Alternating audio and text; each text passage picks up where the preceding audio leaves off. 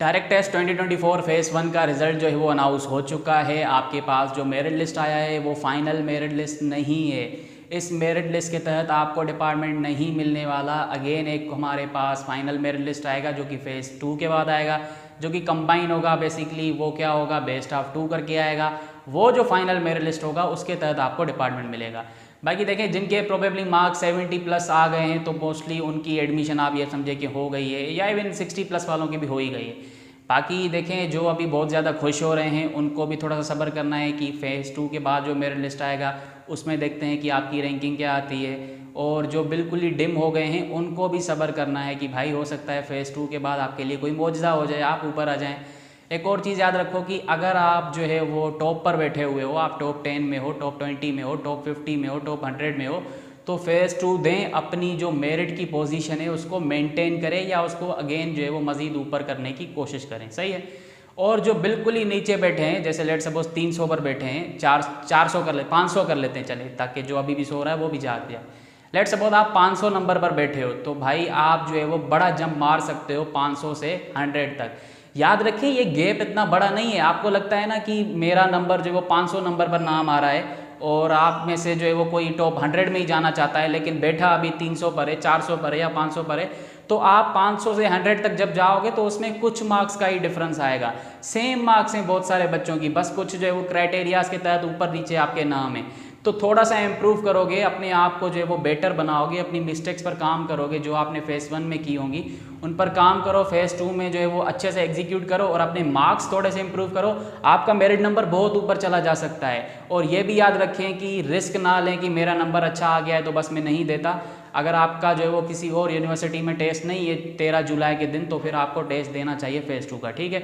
और अच्छा हुआ कि फ़ेज़ 1 का मेरिट लिस्ट जो है वो पहले ही आ गया, तो आप जो है वो अब फ़ेज़ 2 भी आसानी से दे सकते हो। अभी फॉर्म की जो है वो डेट्स रहती हैं, आप फॉर्म फिल कर सकते हो। मैं आपको एंड में थोड़ा सा बताता हूँ कि क्या आपका मेरिट होना चाहिए ताकि आपको CS मिल जाए, सॉफ्टवेयर मिल जाए, क्योंकि ज़्यादातर बच्चे इन्हीं के लिए कॉम्पीट कर रहे हैं, ठीक है। तो उसके बारे में एंड में बात करते हैं। अभी मैं बात करने वाला हूँ उन बच्चों के लिए जो कन्फ्यूज़ बैठे हैं कि भाई मेरे भी 75 हैं, उसके भी 75 हैं, वो ऊपर क्यों है मैं नीचे क्यों, या वो भी सोच रहा होगा कि ये ऊपर क्यों है मैं नीचे क्यों।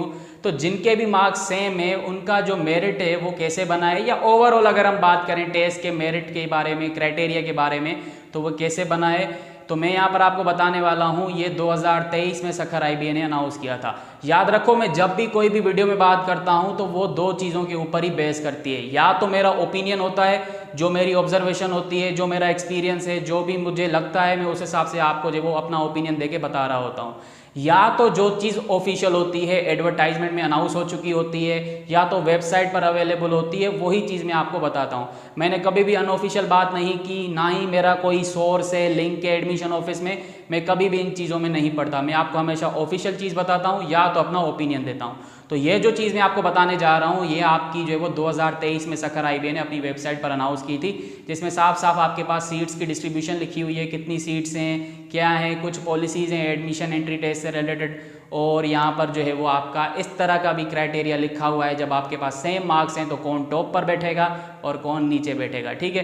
तो यहाँ पर सबसे पहले लिखा हुआ है, मैंने काफ़ी चीज़ें आपको बताई हुई हैं पहले भी, ठीक है। Candidates have to secure 25% score in overall aptitude test to qualify for the admission. However, passing the test does not guarantee admission. The admission to any candidate is offered keeping in view his or her test score and number of seats available. मतलब कि आपका जो direct test का passing score है वो 25 है, लेकिन 25 guarantee नहीं देता कि आपका एडमिशन हो जाएगा या तो आपको डिपार्टमेंट मिल जाएगा, किसी भी सीट पे जो है वो आपको डिपार्टमेंट मिल जाए, ये आपको गारंटी नहीं देता 25। उसके लिए आपको मेरिट लिस्ट में रहना पड़ेगा, जितनी सीट्स अवेलेबल हैं उस तक जो है वो आपको मेरिट में रहना पड़ेगा, तभी डिपार्टमेंट मिलेगा, अदरवाइज नहीं मिलेगा, ठीक है। उसके बाद है there will be no negative marking in the entry test and no cut off at subject level. आपके पास कोई नेगेटिव मार्किंग नहीं होगी. अगर आप देखो ये लास्ट ईयर भी नहीं थी, इस साल भी नहीं है, कोई कट ऑफ भी नहीं है. For admission through different routes following is seat composition.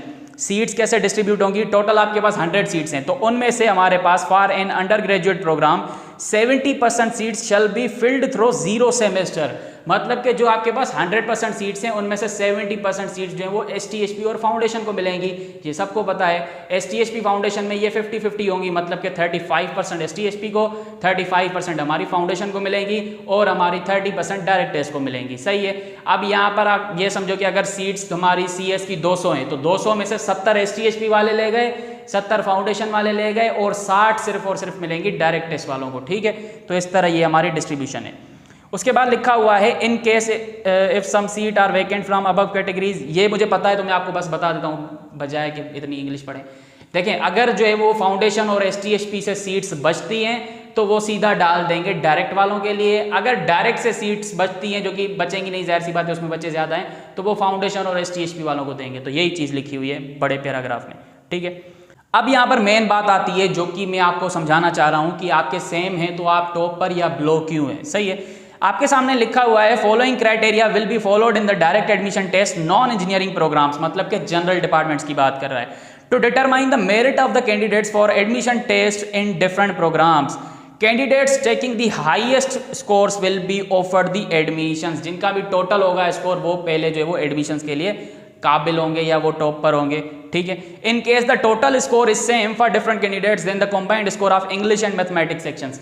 मतलब कि लेट सपोज जैसे आपके सेम है, A बच्चा है उसके भी 75 है, B बच्चा है उसके भी 75 है, तो टॉप पर कौन बैठेगा? फिर ये देखेंगे इंग्लिश और मैथ के कंबाइन करके, जिसके भी इंग्लिश और मैथ के कंबाइन करके ज्यादा होंगे वो टॉप पर बैठेगा। ठीक है, लेट सपोज उसके बाद क्या लिखा हुआ है, if the total score is again same for different candidates then the score in mathematics section.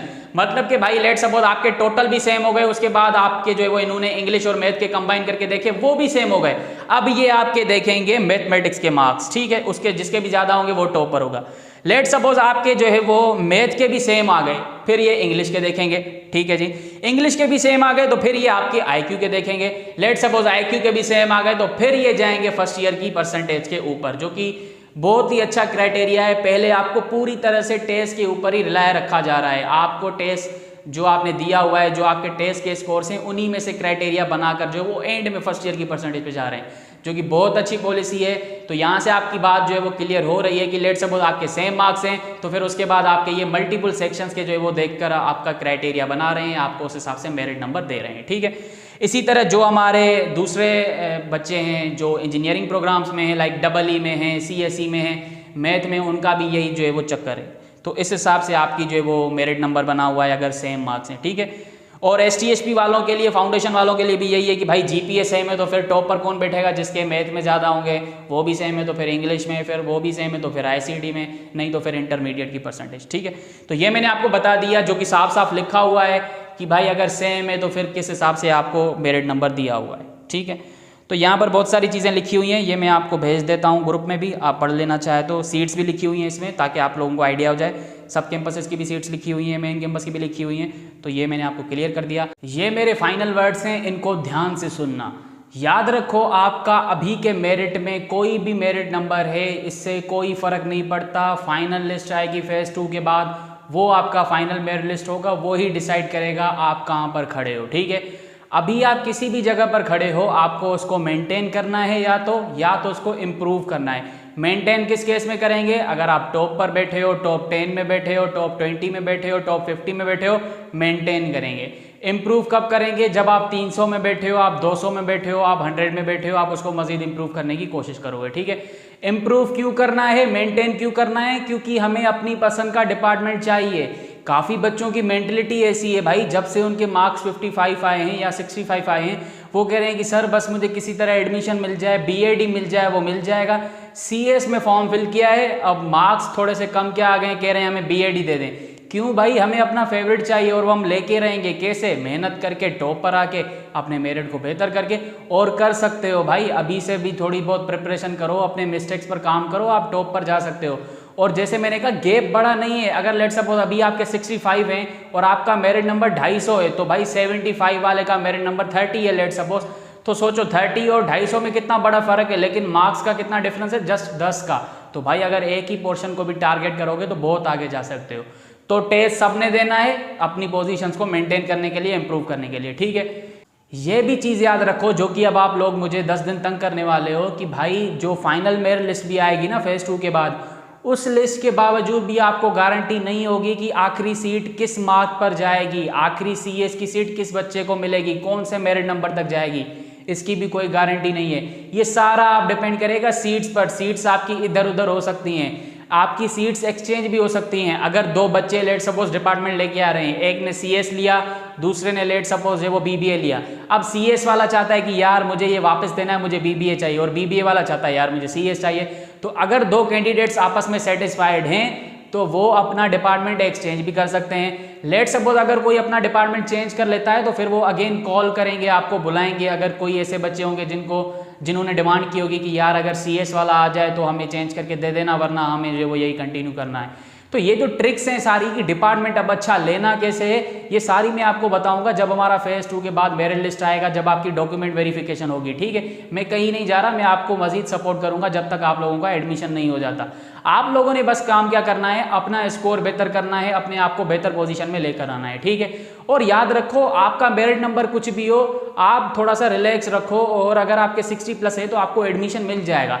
BBA जैसे डिपार्टमेंट में भी एडमिशन मिल जाएगा, अकाउंटिंग में भी मिल सकता है, एआई में भी मिल सकता है। थोड़ा सा पेशेंस रखें, और देखिए टाइम पर ना आने की वजह से बहुत से बच्चे बाहर हो जाएंगे मेरिट लिस्ट से, और बहुत से बच्चे डॉक्यूमेंट्स सही ना होने की वजह से बाहर हो जाएंगे।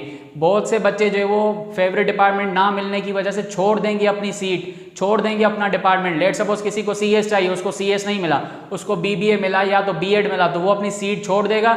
वो सीट फिर क्या होगी, नेक्स्ट में जो भी नंबर होगा उसको चली जाएगी, फिर चाहे वो कितनी भी मार्क्स लेता हो। ठीक है, सीट्स की अवेलेबिलिटी से वो कंटिन्यू होती जाएगी मेरिट लिस्ट। तो जो बच्चे फेवरेट नहीं लेते वो फिर छोड़ देते हैं, वो फिर ST-HP की तैयारी करते हैं, वो फिर फाउंडेशन में चले जाते हैं, या फिर वो अगले साल की तैयारी करते हैं, या फिर दूसरी यूनिवर्सिटीज़ में चले जाते हैं। देखें, अगर आपको तैयारी करनी है तो सिंपल तरीका है, यूट्यूब से करें, किसी कोचिंग में जाएं, या खुद से करें। एप्टीट्यूड कारवान सीरीज़ का बुक ले लें, या तो मेरी प्लेलिस्ट फॉलो करें। याद रखें मेरी प्लेलिस्ट 100% नहीं है, फिर भी बच्चे अच्छे खासे मार्क्स ले जाते हैं। ठीक है, तो मैं 100% क्यों नहीं अपलोड कर रहा, क्योंकि कोई वैल्यू मिलनी ही नहीं है, तो मैं फजूल में क्यों अपनी इतनी बड़ी मेहनत को, इतनी बड़ी एफर्ट को फ्री में दे दूँ। तो उसके लिए फिर या तो आपको मेरे क्लासेस लेने पड़ेंगे, मेरे क्लासेस की फ़ी जो है वो सिंपल सी है, मैंने काफ़ी दफ़ा बताई हुई है, या मैं आपको डिस्काउंट भी दे दूंगा अगर आप मुझसे क्लासेस लेना चाहते हो, क्योंकि अभी भी 12 दिन पड़े हैं और मैं क्लासेस दे रहा हूँ। मेरे पास बच्चे आ रहे हैं, मैं उनको दे रहा हूँ। क्यों? क्योंकि भाई दिन पड़े हुए हैं, और अगर कोई बच्चा फ़ी आके दे के जो है वो क्लासेस ले रहा है तो इट मीन्स कहीं ना कहीं उसको रियलाइज़ हो गया है ना कि मुझे जो है वो तैयारी करनी चाहिए, मुझे अपना जो है वो एडमिशन सिक्योर करना है, मुझे मार्क्स बेहतर करने हैं, तो वो मेहनत भी करेगा। तो अगर आप क्लासेस लेना चाहते हैं तो आप मेरे व्हाट्सअप नंबर पर मुझसे कांटेक्ट कर सकते हैं। 0312578952 ये मेरा व्हाट्सअप नंबर है, ये आपकी स्क्रीन पर भी आ जाएगा। तो आप मेरे से क्लासेस ले सकते हैं, तीनों सब्जेक्ट के ले सकते हैं, एक सब्जेक्ट के ले सकते हैं, या जस्ट MCQ की प्रिपरेशन भी कर सकते हैं। फिर मैं आपको वहाँ पर फ़ी भी बता दूंगा। बाकी देखिए, अगर आप जो है वो किसी कोचिंग में जा रहे हो तब भी अच्छी बात है, आप किसी ऑनलाइन जगह से पढ़ रहे हो तब भी अच्छी बात है, फिजिकली किसी से पढ़ रहे हो अच्छी बात है, खुद से पढ़ रहे हो तो सबसे अच्छी बात है। अगर आप सेल्फ स्टडी कर रहे हो तो इससे बेहतर कुछ भी नहीं हो सकता, या किसी बुक को फॉलो कर रहे हो फिर भी जो है वो आपके लिए बेस्ट रहेगा। अब तो आप फेज 1 देख कर आए हो तो आपको जस्ट रिवीजन करनी चाहिए, आपको जस्ट अपनी मिस्टेक्स पर काम करना चाहिए कि मैंने फेज 1 में ऐसा क्या नहीं किया जो कि मुझे फेज 2 में करना चाहिए, और मुझे अपने मार्क्स को बेहतर करना चाहिए, और मुझे जो है वो अपना मेरिट नंबर हाई करके अपना फेवरेट डिपार्टमेंट लेना चाहिए। याद रखें मेरे प्यारे भाई बहनों, इंशाल्लाह जब आप लोगों का यहाँ पर एडमिशन हो जाएगा अपने फेवरेट डिपार्टमेंट में, अच्छे डिपार्टमेंट में, यहाँ पर मेरी आप लोगों से ज़रूर मुलाकात होगी। और याद रखें कि भाई जो अब ये जो टेस्ट हो रहे हैं ना हमारे एंट्री टेस्ट यूनिवर्सिटीज़ के, ये इनफ नहीं है आप लोगों के लिए। अब यहाँ पर सबसे बड़ा चैलेंज होने वाला है 4 साल की डिग्री, खास करके सक्खर IBM में सर्वाइव करना मुश्किल होता है अगर आप कंसिस्टेंसी से नहीं पढ़ रहे। इस डर में भी ना रहें कि बिल्कुल ही पढ़ाई टफ होती है, हो ही नहीं पाएगी, ड्रॉप हो जाएंगे। नहीं भाई, पढ़ने वाले नहीं होते ड्रॉप, सही है, वरना इस तरह इतने बच्चे ग्रेजुएट ना होते। जो पढ़ता है वो चला जाता है अपनी डिग्री पूरी करके, अपने ड्रीम्स को अचीव कर लेता है, अल्हम्दुलिल्लाह अच्छी जगह पर होता है। बाकी जो नहीं पढ़ेगा वो ड्रॉप तो होगा ना। बाकी ये जो एक्सक्यूज़ बनाना कि यार कुकर प्रेशर बना रहे हैं, ये कर रहे हैं, वो कर रहे हैं, बहुत सारी अच्छी चीज़ें भी हैं, बहुत सारी बुरी चीज़ें भी हैं, उनके ऊपर कभी डिस्कस करेंगे, अभी टाइम नहीं है। लेकिन ओवरऑल अगर मैं कहूँगा तो आप यहाँ पर आएंगे तो आप प्राउड फील करेंगे कि यार आप एक अच्छी यूनिवर्सिटी में आए हो। और देखें, ये कोई बहुत बड़ी यूनिवर्सिटी नहीं है, ये एक छोटा सा कैंपस है। और अगर आप दूसरी यूनिवर्सिटीज़ को देखो तो वो यूनिवर्सिटीज़ कम डिस्ट्रिक्ट ज़्यादा लग रही होती है, एक डिपार्टमेंट दूसरे डिपार्टमेंट से कोई 1 किलोमीटर 2 किलोमीटर दूर होता है। ये एक छोटा सा कैंपस है जिसमें मेरे ख्याल से कोई 8-10 हज़ार बच्चे हैं कुल, और आप लोगों को जिस तरह का यहाँ पर एनवायरनमेंट मिल रहा है उस हिसाब से मेरे नहीं ख्याल से आपको कोई मज़ीद बेटर अपॉर्चुनिटी मिल सकती है सिंध के अंदर, वो भी इस तरह की एक अफोर्डेबल प्राइस के ऊपर।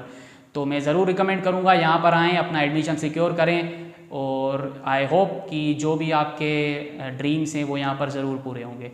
तो once again best of luck to all of you. Allah हाफिज़।